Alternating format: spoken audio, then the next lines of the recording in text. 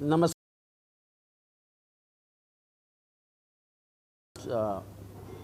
Election कमिशनमध्ये, निवडणूक आयोगामध्ये जी काही याचिका अजित पवारांनी मांडली आहे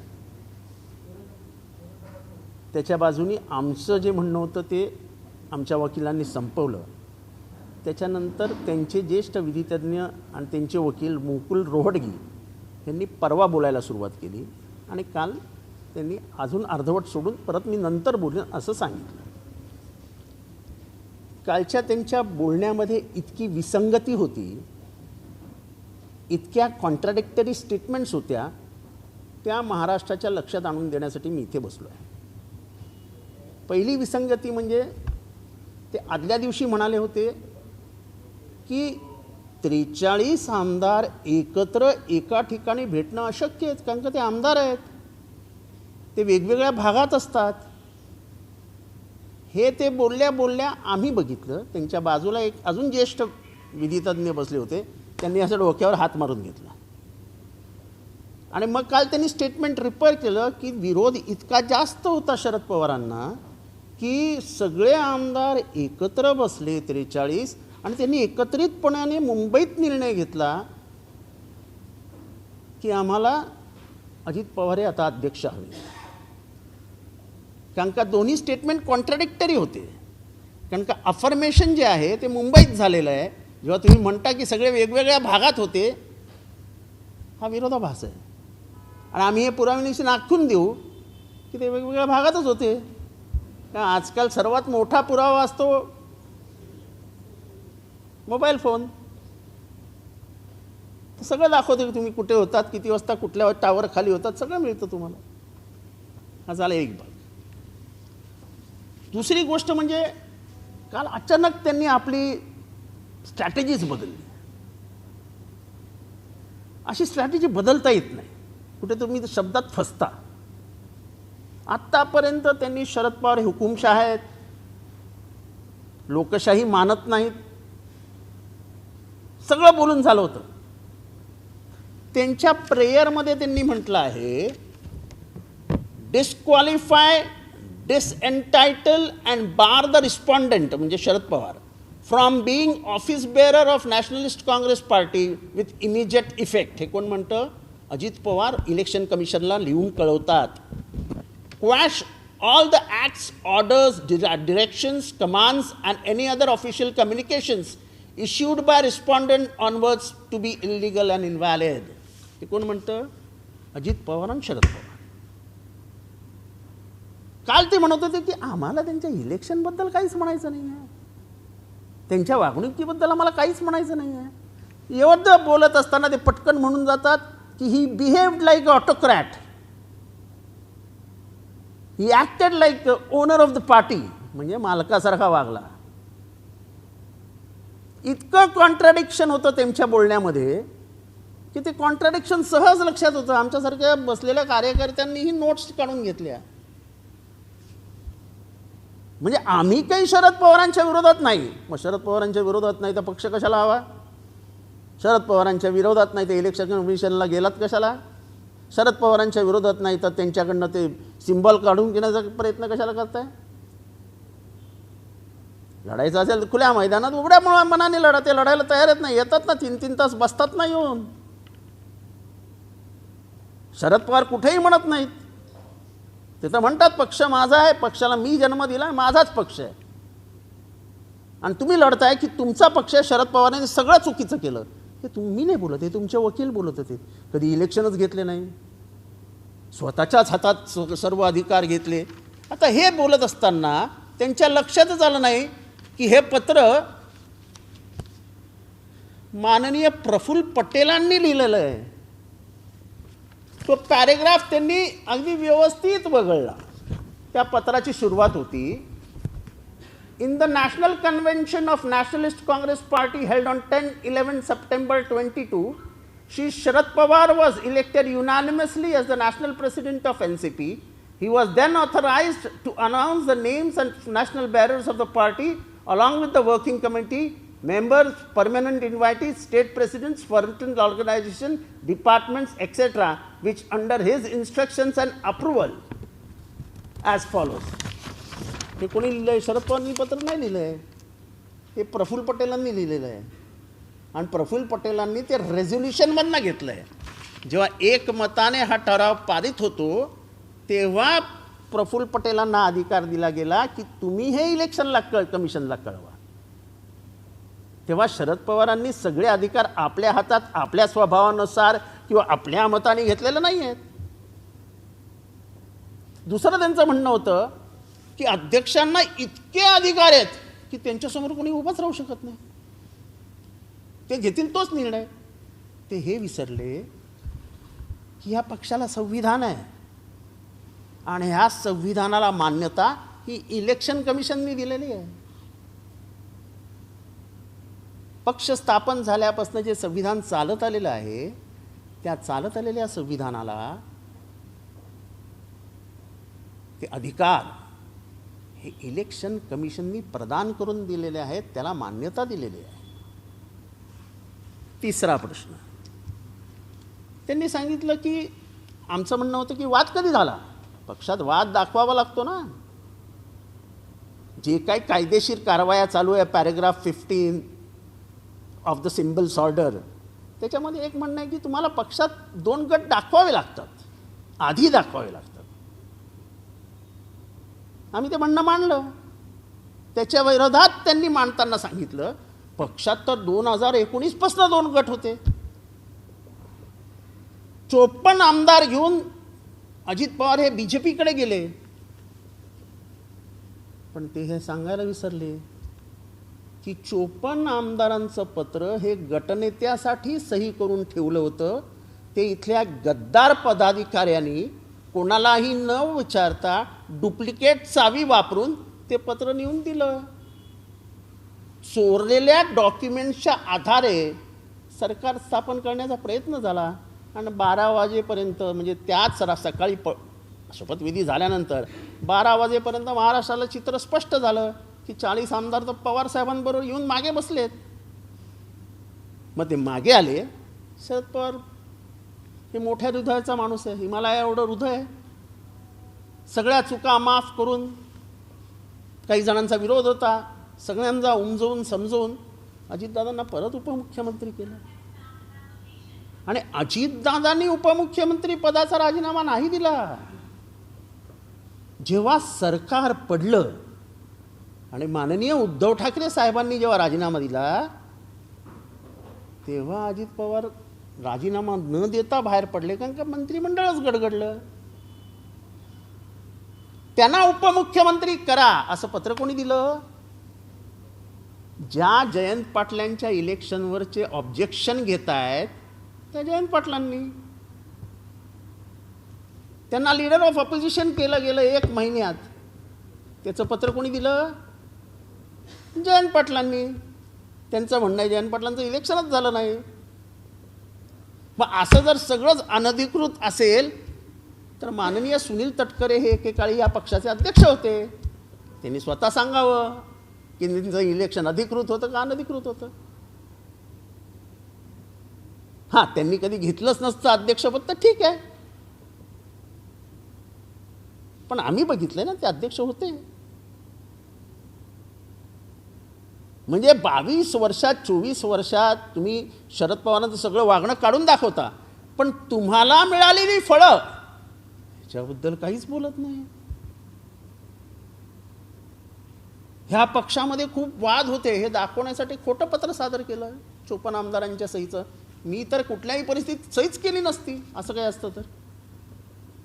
आम्हाला कसं काय तुम्ही गृहीत धरता की आम्ही होतो? आम्ही नव्हतोच, मी तर नव्हतोच आणि मी तर नसीनच.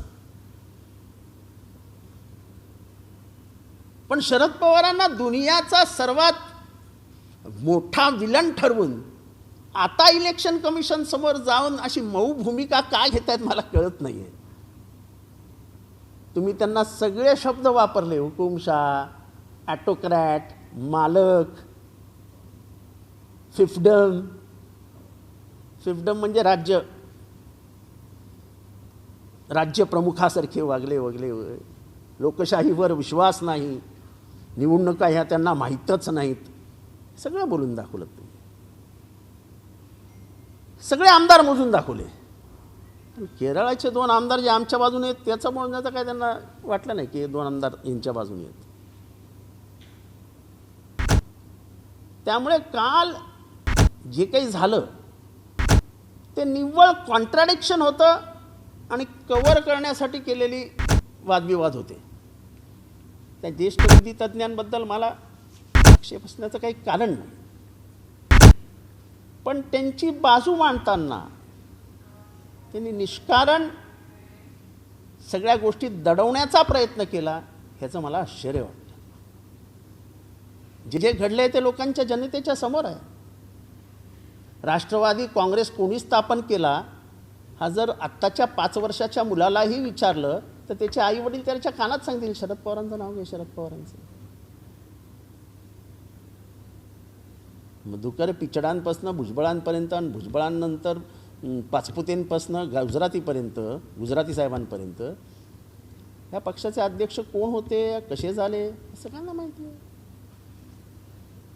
या पक्षामध्ये 10-15 जणांची कमिटी बनवून त्यांचा विचार विनिमय घेऊनच साहेब निर्णय घेत असे, हे तुम्हा पत्रकारांना पण माहिती आहे.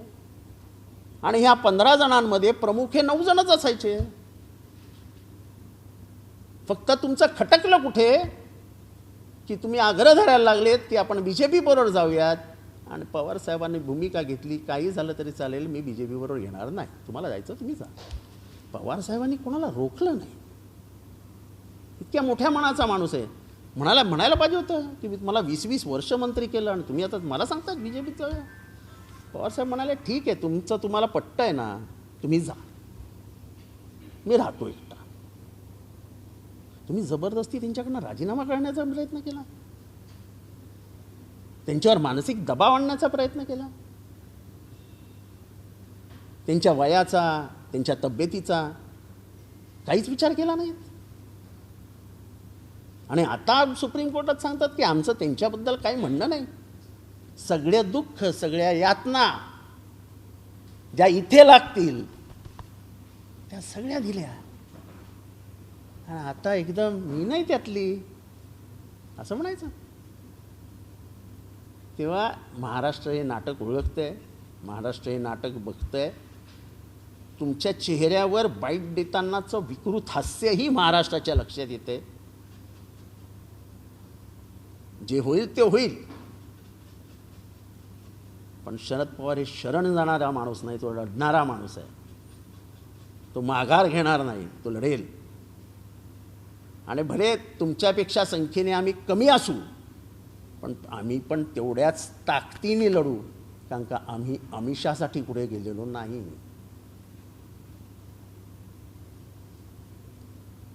तुमच्या मनाप्रमाणे संख्याबळ मोजलं जावं असं जे तुम्हाला वाटतंय तर ते कदापि होणार नाही. 2004 साली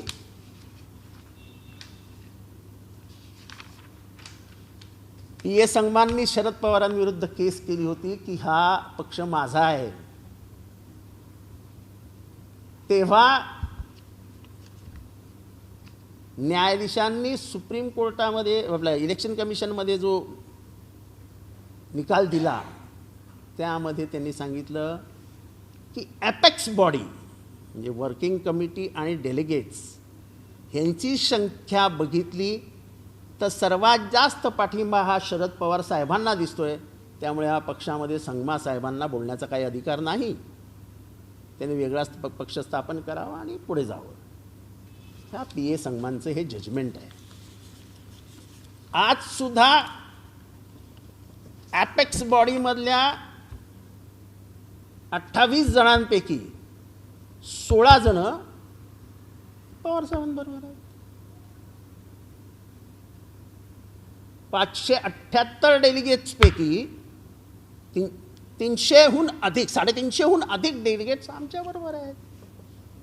आणि या PA संगमांचा ऑफिशियल निर्णय आहे इलेक्शन कमिशनचा.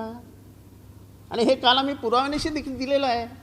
जे ॲपेक्स बॉडीचे डेलिगेट्स आहेत त्यांचे ॲफिडेविट्स आहेत. ह्याच्यात पण त्यांनी सांगितलं आहे की शरद पवारांनी ॲफिडेव्हिट्स दिले आहेत ॲपेक्स बॉडीचे, जे तुम्ही दिलेले नाहीत. म्हणजे ह्यांच्याबद्दल नाही बोलत मी, PA संगमांबद्दल बोलतो. आम्ही सगळ्यांचे ॲफिडेव्हिट्स दिलेले आहेत. आमचे काहीतरी 500 ॲफिडेव्हिट्स त्यांनी खोटे असल्याचं सांगितलं. तुमचे 25,000 खोटे आहेत. ते जाऊ द्या, ते जाऊ द्या. Affidavits was not a problem. It shouldn't be taken into consideration. का तुमचे 25,000 खोटे आहेत म्हणून it shouldn't be taken into consideration? मिलेल्या माणसाचं अफिडेविट तुम्ही करता it shouldn't be taken into consideration? आम्हाला त्याच्याबद्दल काही म्हणायचं नाही. पण काल जे काय नाट्य अभिनय त्यांनी उभय केला आणि डिस्प्यूट असल्याचं दाखवलं की ह्या NCP मध्ये 2019 नंतरच गडबड घोटाळा सुरू झाला होता. त्यांच्या भाटेत रमलिंग, the rumbling had started in 2019. Then why did Ajit Pawar return back to the fold? Why did Ajit Pawar take the oath as Deputy Chief Minister under the leadership of Uddhav Thackeray? And the letter was given to him by Jayant Patil. And he objects to the election of Jayant Patil. He became a leader of opposition. The letter was given by Jayant Patil. And the prerequisite of any dispute which comes to the election commission, there is a prerequisite that you should have a dispute in the party before you come to the election commission. That is what paragraph 15 of Simple's order says. They time and again went and told the election commissions that we have no objections about Mr. Sharad Pawar. But in their argument, they kept on saying that he behaved like an autocrat. He behaved like the owner of the party. He did not believe in democratic values. He held no elections. त्यांनी काल chart बनवून आणलेला. वरचे election झालं म्हणाले, पण हे ground लेवलचं election झालंच नाही, कारण का शरद पवारांचा विश्वासच नाही. This is not said by me. This is said by somebody in the election commission. And if you don't believe in Sharad Pawar, why are you saying that don't consider our prayers? We have nothing to say about the prayers now. We are on a different footing, that the party is ours. When you claim that Sharad Pawar is faulty, he has done unethical things, he has used his position for his own benefit, then say it openly, which you have been saying it. You have said in the prayer also. Why are you running away from that?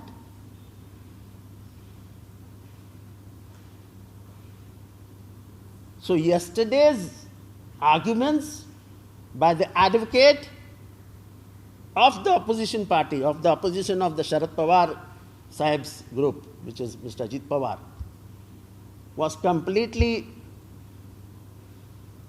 discoordinated, contradictory, and had no sense of reality.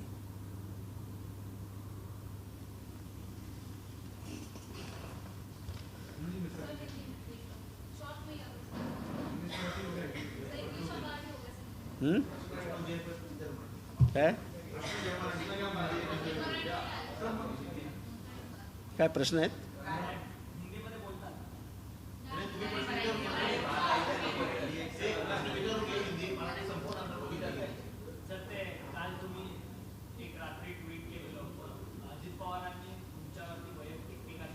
हे बघा, माझं म्हणणं नेहमी आहे, नेहमी म्हणणं असतं की राजकारणात वैयक्तिक टीका कोणीही कोणावर करू नये.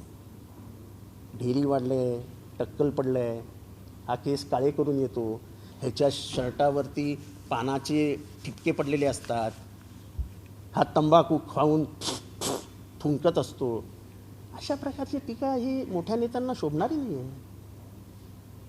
माझ्या वैयक्तिक आयुष्यात मला काही सवयी असतील, त्या मला घरात येऊन सांगा ना.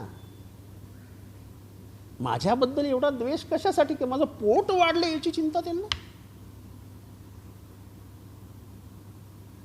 मला जर फोन करून सांगितलं असतं, अरे जितेंद्र पोट वाढतंय, हार्ट अटॅक वगैरे करतील, जरा सांभाळ, तर मला त्यांच्याबद्दल प्रेम आदर वाढला असता. पण भर पत्रकार परिषदे माझं पोट हे व्यंग आहे असा दाखवण्याचा हिडीस प्रकार हा द्वेषातनंच आला ना. आणि हा द्वेष माझ्याबद्दल कशासाठी? मी तुमच्या राजकीय प्रतिस्पर्धी नाही, तुमच्या मतदारसंघातला प्रतिस्पर्धी नाही, तुमचा राज्यस्तरीय प्रतिस्पर्धी नाही. मी तुमच्या उंची एवढा होऊच शकत नाही, मला कल्पना आहे.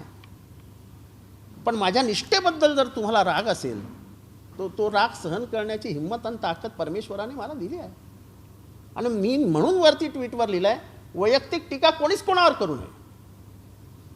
माननीय R.R. पाटलांवर जेव्हा टीका झाली ते कुठेही जाऊन थुंकतात म्हणून, तेव्हा तो माणूस 24 तास रडला होता. 24 तास.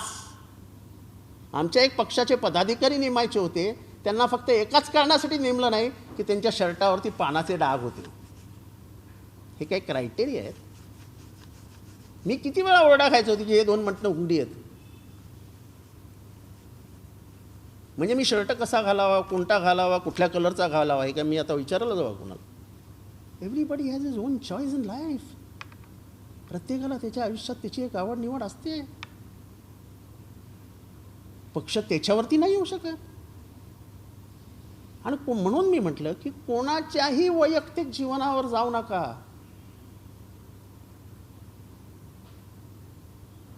तुमची जर आर्नॉल्ड श्वार्झनेगर सारखी बॉडी असती तर गोष्ट वेगळी. म्हणून मी जे काल ट्विट केलं, दरवेळेस काय झालं की जितेंद्र आव्हाड, दरवेळेस काय झाले जितेंद्र आव्हाड, दरवेळेस काय झाले जितेंद्र आव्हाड. का तुम्हाला दुसरं नाव सापडत नाही का? जितेंद्र आव्हाड बोलल्यावर कोण काही बोलणारच नाही, त्याच्या बाजूने कोण उभं राहणार आहे? छोट्या समाजातला आहे, मार टपली, काय होतंय? तसं नाही होत.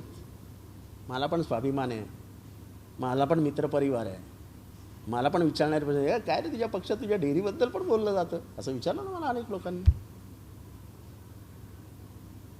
तेव्हा व्यक्तिगत टीका कोणीही कोणावर करू नये.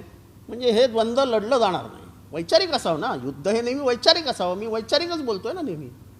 मी आजपर्यंत माझ्या 32 वर्षाच्या राजकारणात अजितदादांबद्दल एकही वाक्य वापरलेलं नाही. पण जेव्हा जेव्हा त्यांच्यावर प्रसंग आला, पहिला प्रसंग जेव्हा त्यांच्यावरती दादोजी कोंडदेवचा पुतळा कापला गेला, जेव्हा पहिला आरोप झाला, तेव्हा त्यांच्या वतीने भूमिका घेणारा पहिला माणूस जितेंद्र आव्हाड. 70,000 कोटी रुपयाचा घोटाळा झाला, तेव्हा टी व्हीवर जायला कोणी तयार नव्हतं, तेव्हा 10 दिवस टी व्हीवर कल्ला लढवणारा माणूस जितेंद्र आव्हाड. जेव्हा तुमच्या बंगल्यांविषयी, ते बंगले कुठे उभारले गेलेत, काय उभारले गेलेत याच्यावरची चर्चा झाली, तेव्हा तेथे टी व्हीवर जाऊन तुमची बॅटिंग करणारा जितेंद्र आव्हाड. लवासा प्रकरणी तुम्ही दिलेल्या इरिगेशनच्या परमिशन चुकीच्या आहेत, ह्या कशा खऱ्या आहेत हे पुराव्यानिशी सर्व विरोधी पक्षांसमोर सिद्ध करणारा टी व्हीवर जाऊन जितेंद्र आव्हाड. पूर्तीमध्ये तुम्ही 3 दिवसात एक फाईल सही केली, असा जेव्हा तुमच्यावरती आरोप झाला, तेव्हा मी जाऊन म्हटलं 3 दिवस? अजितदादा चुकले. अजितदादा 3 मिनिटात सही करणारा माणूस आहे, हे बोलणारा जितेंद्र आव्हाड. मग मी कुठे चुकलो दादा? होय, मी शरद पवारांबरोबर आहे, राहीन, मरीन, पण मी तुमच्या व्यक्तिगत आयुष्यात, व्यक्तिगत तुमच्यात कधी काही बोललेलं नाही. मी किंबहुना तुमच्यावर बोललोच नाही कधी. तुम्ही पहिल्या मिटिंगमध्ये सुद्धा माझ्यावर बोललात, त्याच्यानंतर झालेल्या सगळ्या मिटिंगमध्ये माझ्यावर बोललात. मी इतका मोठा नाही आहे की शरद पवारांना काही समजून पक्ष फोडू शकतो. हा तुमचा गैरसमज आहे का माहीत नाही, पण सोयीस्कररित्या महाराष्ट्राला हे समजून देण्याचा तुमचा प्रयत्न महाराष्ट्र ऐकला ना. कारण का महाराष्ट्राने बघितलं आहे साहेब कोणाचे ऐकायचं. साहेबांच्या घरात सकाळी सकाळी किती जण जायचे? मी तर कधीच नसायचो त्याच्यामध्ये.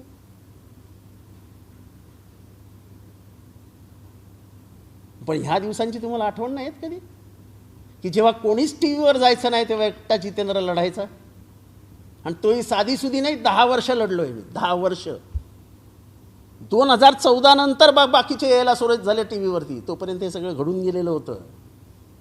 2014च्या अगोदर दिवस तुम्ही आठवा. कुठल्याही टी व्हीवर चॅनेलवर भांडण असेल तर जायला फक्त जितेंद्र आव्हाड असायचा. मुंडे साहेबांसमोर कोण बोलायचं? जितेंद्र आव्हाड. देवेंद्र फडणवीस साहेबांसमोर कोण बोलायचं? जितेंद्र आव्हाड. एकनाथ खडसे साहेबांसमोर कोण बोलायचं? जितेंद्र आव्हाड. का? 70,000 कोटीचे डॉक्युमेंट्स मला का दिले तुम्ही सांगा. मला ते समजू शकत होते आणि मी त्याच्यातनं पटकन उचलू शकत होतो म्हणून मला दिलेत ना. मी तुमच्या काहीच उपयोगी पडलो नाही का. तेव्हा माझ्यावर व्यक्तिगत आरोप करू नका. मी ते सहन करणार नाही. बाकी माझ्या राजकीय जीवनावर जे बोलायचं ते बोला. मला काही वाटत नाही.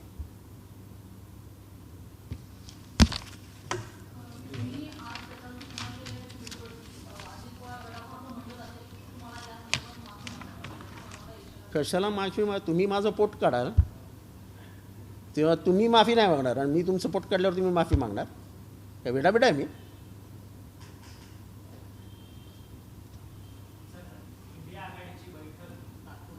तात्पुरती रद्द झाली कारण का सगळ्यांची संवाद साधणं संपर्क करणं थोडंसं जड जात होतं. त्याच्यामुळे थोड्या दिवसांनी मीटिंग घेऊया असं सगळ्यांनी मिळून मिसळून ठरवलं. नाही ते बरोबर आहे ना. तेही बरोबर आहे.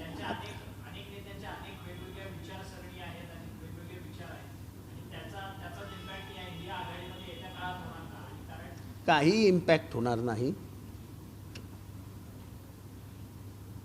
आपला वैचारिक शत्रू कोण आहे हे सगळ्या पक्षांनी ठरवलेलं आहे. त्याच्यामुळे ज्यांना हा मोडता घालायचा आहे ते अशा अफवा पसरवत आहेत. पण या अफवांना काहीही अर्थ नाही.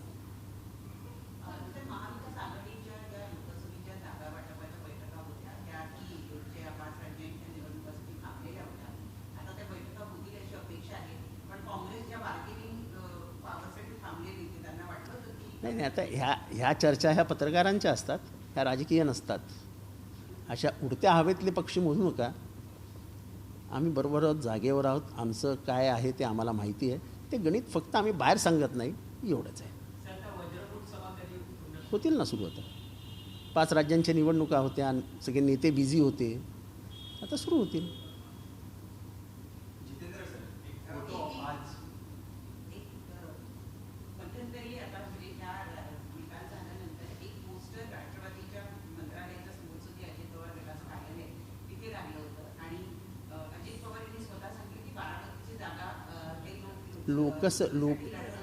भारतीय राज्यघटनेने प्रत्येकाला कुठेही निवडणूक लढवण्याचा अधिकार दिलेला आहे आणि ती लोकशाहीची खरी ताकद आहे आणि आम्ही लोकशाही मानणारी माणसं आहोत. त्यामुळे आक्षेप असण्याचं काही कारण नाही. रोहित पवारांचं असं मत आहे की अजित पवारांना भाजपसोबत घेण्याची अटच होती की पवार विरुद्ध पवार असा सामना बारामतीमध्ये करावा आणि मगच तुम्ही खरं तर भाजपसोबत यावं असं मत जे आहे ते रोहित पवारांनी मांडले. याच्यावरती तुमचं काय मत. रोहित पवारांनी मांडलेल्या मतावरती मी मत द्यावं अशी अपेक्षा आहे का आपल्याला.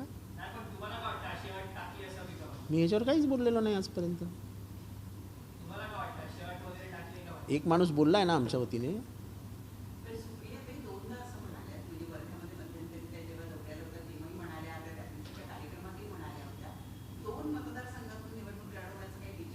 कोणाचा.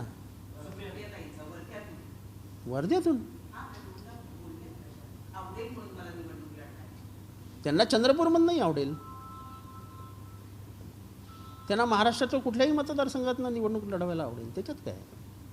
शी हॅज हर ओन चॉईस.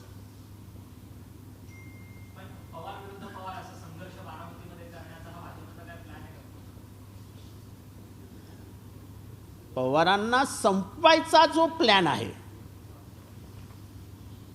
त्याच्यातले हे पार्ट अँड पार्सल्स असू शकतात. म्हणजे त्याच्यापेक्षा जास्त मी काही बोलू शकत.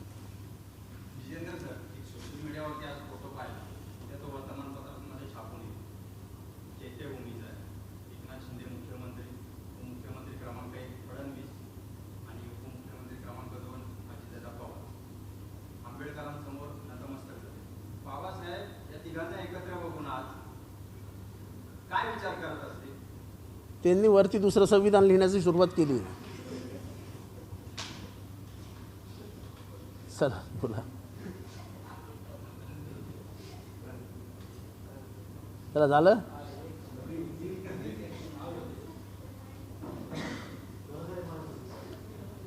कल परसों हमारे वकीलों की दलील ख़त्म हुई. उसके बाद अजीत पवार गठ के वकीलों की दलील शुरू हुई, उनके कुछ कॉन्ट्राडिक्टरी स्टेटमेंट्स हमने याद रखे हैं। पहले दिन यानी 4 तारीख को उन्होंने कहा कि सब विधायक इकट्ठा एकत्रित होना ये बहुत अवघड़ है, बहुत मुश्किल है।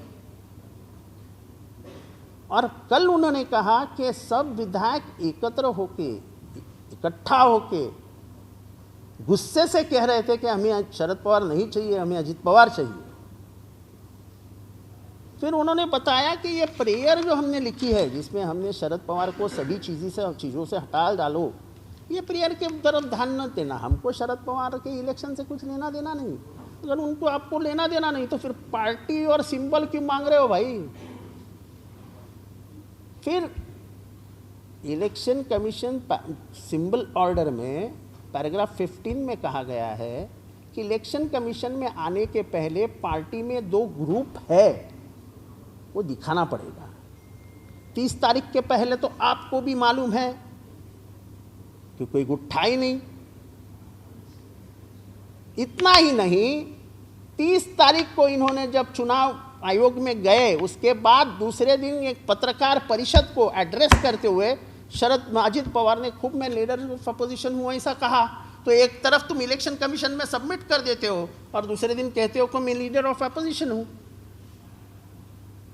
तो यानी ये कब साइन हुआ, कब गया, इसके ऊपर भी सवाल निशान पैदा हो जाता है। फिर ये थोड़ी सी गड़बड़ थी, ये दिखाने के लिए वो कहते हैं कि 2019 में 56 आमदारों की सही लेके अजीत पवार बीजेपी में शामिल हो गए थे। उनको ये नहीं बताया गया था कि ये खत जो था वो गठनेता के लिए लिखा गया था, तैयार किया गया था, और एक गद्दार पदाधिकारी जो यहाँ बैठता था, जिसके पास पूरे चाबियाँ थी, उसने ये खत का कवरिंग लेटर निकाल के ये साइन किया हुआ पेपर अजीत दादा को दे दिया। तो ये चुराए हुए डॉक्यूमेंट के आधार पे तुम इलेक्शन कमीशन को, और फिर इनका कहना है हमारा शरद पवार के बारे में कुछ कह रहा है। लेकिन शरद पवार ऑटोक्रेट है, शरद पवार पार्टी के मालिक है, शरद पवार गणतंत्र में विश्वास ही नहीं रखते, उन्होंने कभी चुनाव लड़ाया ही नहीं, किए ही नहीं पार्टी में, और इसलिए जयंत पाटिल का चुनाव हम मानते नहीं, इसलिए शरद पवार जी का चुनाव हम मानते नहीं। लेकिन हम शरद पवार के चुनाव के ऊपर नहीं बोले। मेरा सवाल है, सुनील तटकरे जी आप अध्यक्ष थे, क्या आपको लगता है आपका अध्यक्ष पद ये भी अनैतिक था? क्योंकि आप कहते हैं कि 24 सालों में इस पार्टी में कभी चुनाव ही नहीं हुए, ऐसी दलील पेश की गई चुनाव आयोग के सामने।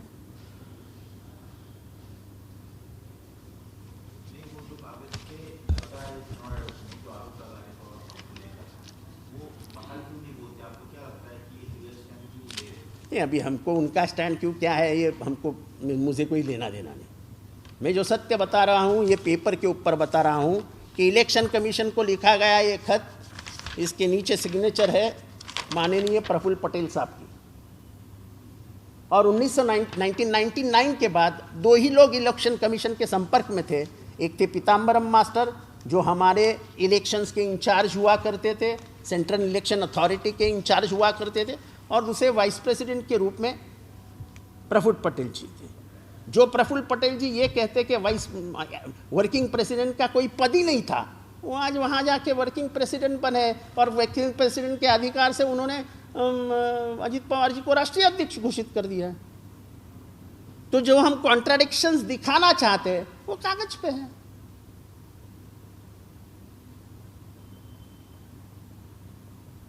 अपने आप को सबसे दूर रखने के लिए आप शरद पवार के ऊपर, ऐसे शरद पवार जी के ऊपर चुनाव आयोग में हम कुछ नहीं बोलेंगे कह के सब बोल देते हैं। और अगर तुमको बोलना ही नहीं है, तुमको शरद पवार जी के बारे में इतना प्यार है, तो फिर बोलो कि साहब आप ले लो आपकी पार्टी, आपने जन्म दिया है, आपने बड़ा किया है, आपने इसको बढ़ाया है, आपने हमको सबको बढ़ाया है इसके नाते, आपने पार्टी को 10 साल सत्ता में लाया है, 15 साल हमको मंत्री बनाया है, हम ये एहसान नहीं भूल सकते। और इसलिए हमारी थोड़ी मन दुख है आपसे, हम बाजू में हट जाते हैं, अपनी पार्टी बनाते हैं, अपनी पार्टी का एक निशान देते हैं। आपको बताएंगे कि हम कितने कर्तृत्ववान हैं। आप जो भी है आज, वो सिर्फ शरद पवार के कर्तृत्व के ऊपर हो, वो ये पूरा महाराष्ट्र जानता है।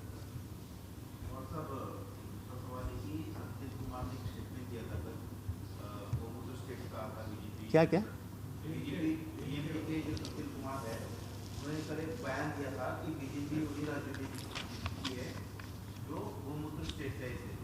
देखो, मैं कल इलेक्शन कमीशन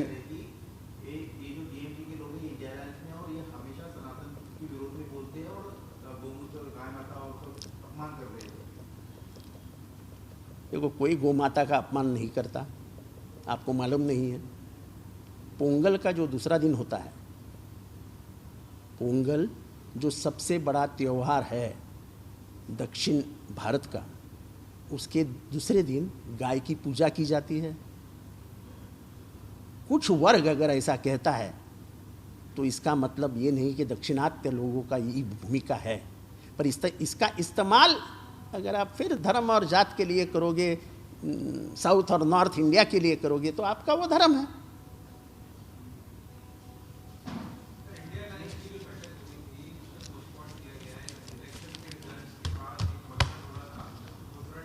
देखो, ऐसा है, इलेक्शन अभी ख़त्म हुए हैं, ऐसा भी कुछ नहीं है। ठीक है, हम हार गए, लेकिन जो वोट परसेंटेज है, वोट की संख्या है, वो अच्छी है, कोई बुरी नहीं है।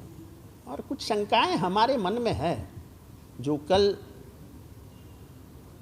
उद्धव ठाकरे जी ने बोल के दिखाई। और मैं तो हमेशा ही बोलता हूँ, देखो मैं बयान नहीं बदलता हूँ, आपके सामने भी मैंने 10 बार कहा है कि अगर चुनाव में 1% भी किसी को शक है तो उस शक की तरफ ध्यान दो।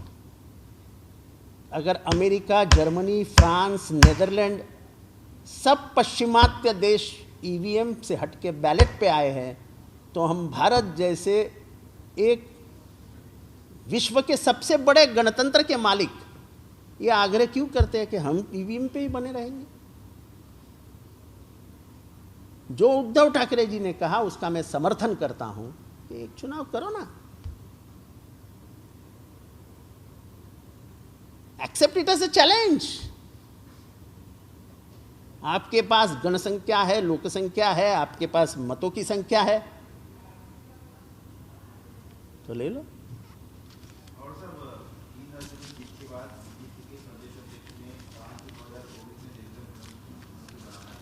देखो किसको,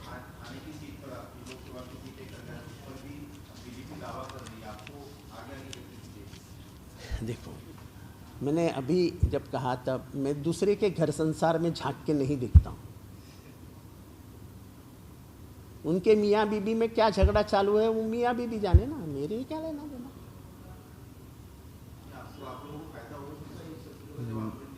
अरे उनके झगड़ों से हमको क्या फायदा है, वो झगड़ते रहे। आपको क्या लगता है पिछले 1 साल में बहुत दोस्त बन के प्यार कर रहे थे क्या एक दूसरे से? आपको ऐसा लगता है? कभी वो गांव चला जाता था तो कभी ये गांव चला जाता था, कभी ये घर में बैठ के सो जाता था तो कभी ये पूजा करने चला जाता था, तो ये बहुत अच्छी थी क्या?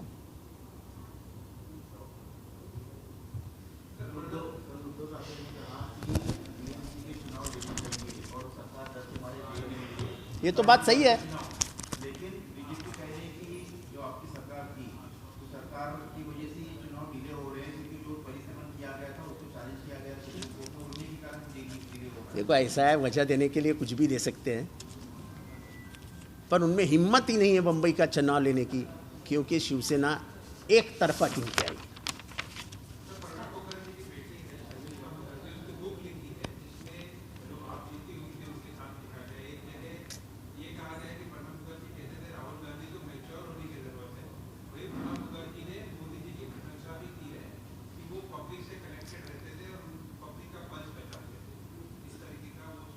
See, every individual has the authority to put down his words, his thoughts in words on a paper.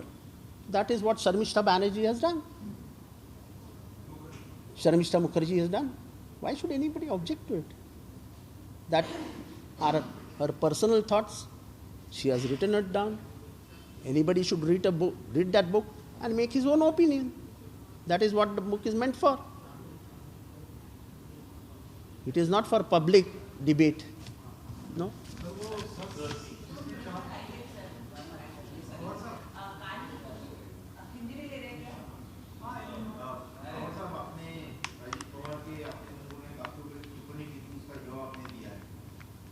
देखो, मेरा ये कहना है कि किसी की व्यक्तिगत टीका मत करो, ये आपको शोभा नहीं देता है।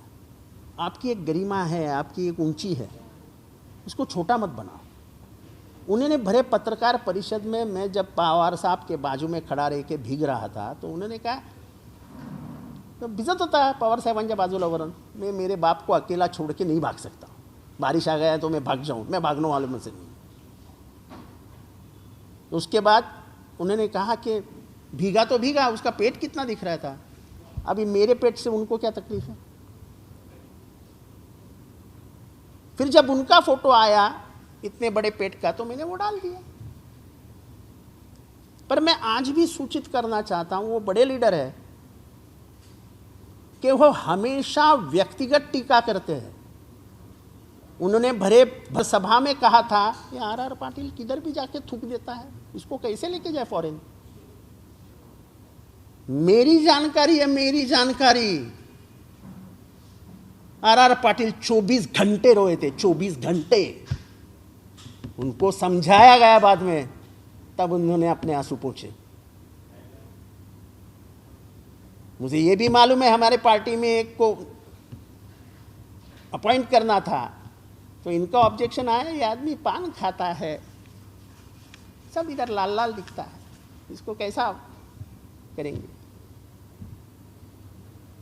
आप अगर ऐसी चुनौतियों पे ऊपर आदमी सिलेक्ट करने वाले हो, तो आप निरमा कंपनी में हर आदमी को भेज दीजिए ना, जैसे आप जाके आए हो।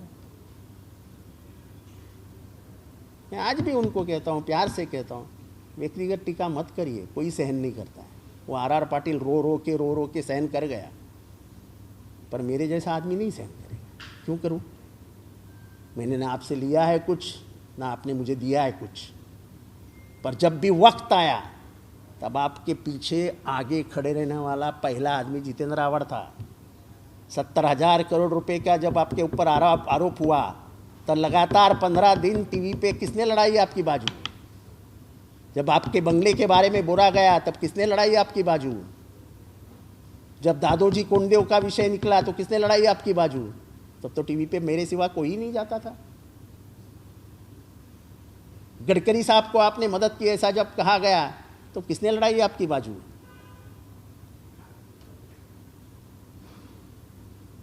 तो अपना अपना एक संबंध हुआ करता था, रहा था। अब थोड़ा सा रास्ता बदल गया है। मेरी निष्ठा पवार साहब के साथ है, और मैं आज भी कहता हूँ, मरते दम तक मैं पवार साहब के साथ ही रहूँगा। क्या फ़ायदा हुआ, क्या नुकसान हुआ, ऊपर वाला जाने। लेकिन मैं निष्ठा नहीं बदल सका, इसलिए मेरे ऊपर व्यक्तिगत आरोप करना, हर सभा में मेरे ऊपर बात करना, मैं क्यों सहन करूं? हर पत्रकार परिषद में आप जितेंद्र आव्हाड को टारगेट करोगे, क्यों? मैं आपके बराबरी का नेता नहीं हूं, मैं कोई आपका स्पर्धक नहीं हूं। मैं जात से, पैसे से आपसे इतना बड़ा नहीं हूं, लेकिन स्वाभिमान रखता हूं। मुझे कोई भी बोलेगा तो मुझे बर्दाश्त नहीं होता है। वैचारिक लड़ाई लड़ो ना मेरे साथ, मैं कभी भी तैयार हूं। पर ये काना है, इसके डोले आंखें हारी है, ये बोलने को कौन बोलता है? आपके घारिया है, ये कौन बोलता है? मत बोलो। मेरी आंखें सुंदर है, मैं घारिया हुआ तो क्या हुआ, मेरी आंखें सुंदर है, इसके ऊपर कोई आक्षेप ले सकता है क्या? इससे ज्यादा बात नहीं कर चाहता हूं।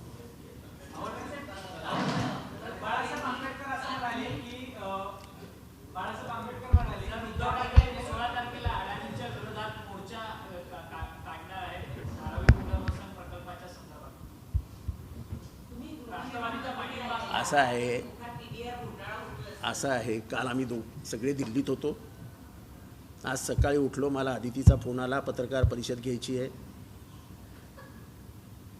मी मुंबईला आलो, आता आपल्यासमोर पत्रकार परिषद घेतली. आता ह्याच्यानंतर मुंबईत काय चालू आहे ते बघीन ना मी, मला काहीच माहीत नाही आहे. सकाळी मी उठलो, चैत्यभूमीला गेलो, बाबासाहेबांचं दर्शन घेतलं आणि तुमचं संविधान चिरायू हो असं त्यांच्यासमोर प्रार्थना केली. पण याच्याशी संबंधित एक प्रश्न की आज म्हणजे गेले काही दिवस सातत्यानं मागण्या होत्या की दादरचं नाव बदलून चैत्यभूमी करावं किंवा डॉक्टर बाबासाहेब आंबेडकर करावं अशी सुद्धा ही मागणी ही पहिली मागणी, हे माझी पहिली मागणी होती की दादरचं नाव बदलून डॉक्टर बाबासाहेब आंबेडकर यांचं नाव द्यावं. ही माझी पहिली मागणी की ज्या दादरला आंतरराष्ट्रीय स्तरावरती संविधानामुळे सन्मान मिळाला, जिथे त्यांचं वास्तव्य होतं, ज्या घरात राहून त्यांनी संविधान लिहिलं, ज्या घरात राहून त्यांनी द प्रॉब्लेम्स ऑफ रुपी हे पुस्तक लिहिलं, ज्याच्यातनं रिझर्व्ह बँक निर्मित झाली, अशी अनेक पुस्तकं लिहून त्यांनी जगाला ज्ञान वाटलं. आज मी इंग्लंडमधली एक गार्डन बघून आलो. त्या गार्डनमध्ये 4 प्लेस नावाचं हे केलं आहे की जगातले 4 मोठ्या लोकांबद्दल त्यांनी ठेवायचे ठरवलं आहे. तुम्हाला आश्चर्य वाटेल की नॉर्थ साऊथ या दोन्ही जागांवरती डॉक्टर बाबासाहेब आंबेडकरांना ठेवलं आहे आणि वेस्ट अँड ईस्टमध्ये त्यांना माणूस सापडलेला नाही. हे इंग्लंडमधलं मी सांगतोय, भारतातलं नाही. Such a great man was doctor Babasaheb Ambedkar. He fought for humanity. He did not fight for any caste. He fought for you girls, you women. The world did not think of it. Women got the voting right on the first day of the Constitution. They had to fight 200 years in England to get a right to vote. He was the first man to tell the Lok Sabha that you should give equal rights to women.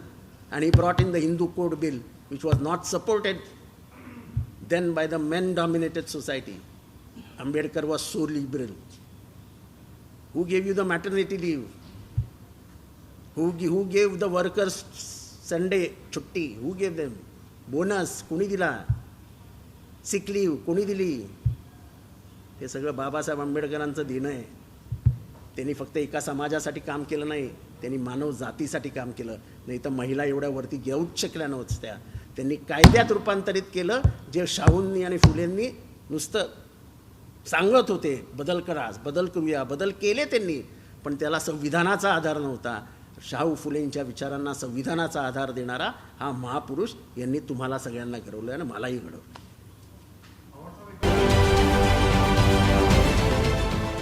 देश विदेशातील प्रत्येक घडामोडींचे live update मिळवण्यासाठी आता साम टीव्हीच्या सर्व social media प्लॅटफॉर्मला like, follow आणि सबस्क्राईब करा.